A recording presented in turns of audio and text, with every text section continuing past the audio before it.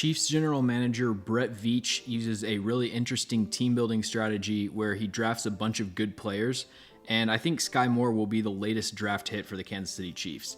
I had a first round grade on him, so I'm a huge fan of the pick and the value, and I think he's a receiver who can come in and immediately be a high-end wide receiver too. One of the rarest but also most important skills for a wide receiver entering the NFL is the ability to defeat press coverage.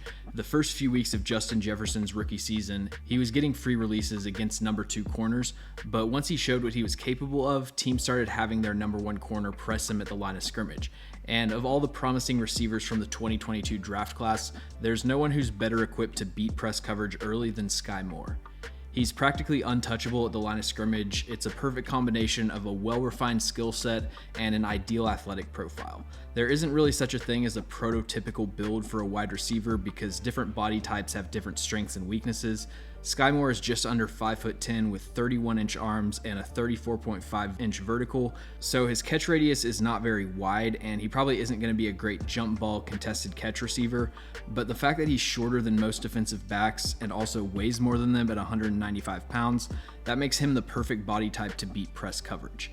Since he's always lower than the corner he's facing, he's going to be more balanced and explosive through his release, and then his compact build makes it so that he can absorb and play through a punch if he allows the corner to land one. But you can see from the preseason game how twitchy Skyy Moore is at the line of scrimmage and how quickly he reacts. He's not letting cornerbacks get their hands on him very often.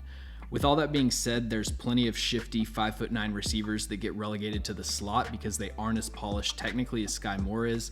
You don't show up to college with as diverse of a release package as he has. Even though he does have shorter arms than you'd like, his hand strikes are so swift that it makes up for that, and he's also really intentional with his hands. So on this play against Northern Illinois, this corner is playing with low hands, and so as Skyy Moore breaks out of his release, he just slaps them down to prevent the jam before it happens.